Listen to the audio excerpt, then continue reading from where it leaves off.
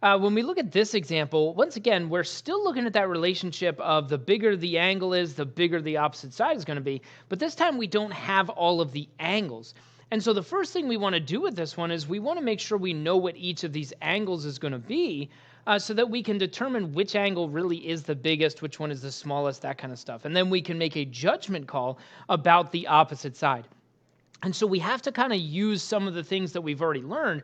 And for this one, we're going to use the fact that the three angles inside a triangle have to add up to 180 degrees. And so when I look at the two angles that are given, remember this little box that's down here, that means 90 degrees. So these two angles together gives me 145 degrees.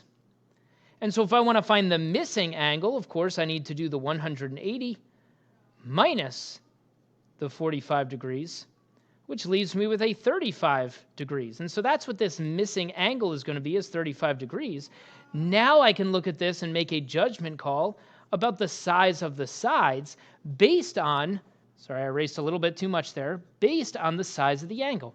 So remember, the smallest angle is going to be across from the smallest side. So the smallest angle here is the 35 degrees, which means the smallest side must be A.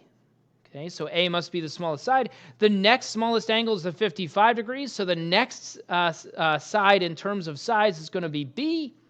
And the biggest angle for this one is the 90 degrees. And so once again, the value across from that has to be C. So C has to be the largest side of this triangle because it's across from the largest angle. Okay?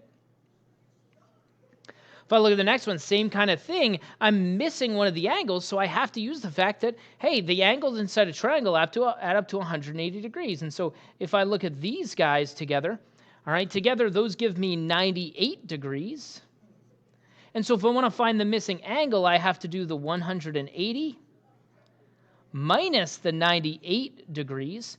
And when I subtract those, that gives me an 82 degrees. So that's my missing angle, is 82 degrees. And so now I can look at this thing and determine, okay, which of these sides is the smallest, which one is the biggest, which one's kind of in the middle. And so once again, I look at the smallest angle. The smallest angle is 17, which means the smallest side must be the one across from that angle, which is WY. So WY is the smallest side. Followed by the next smallest angle is actually the 81 degree angle. So the side across from that angle is XY. So that's the next side in terms of size. And then the biggest side, well, it has to be across from the biggest angle. So the biggest angle in this one is 82 degrees. So the biggest side for this one is going to be the WX, or the XW.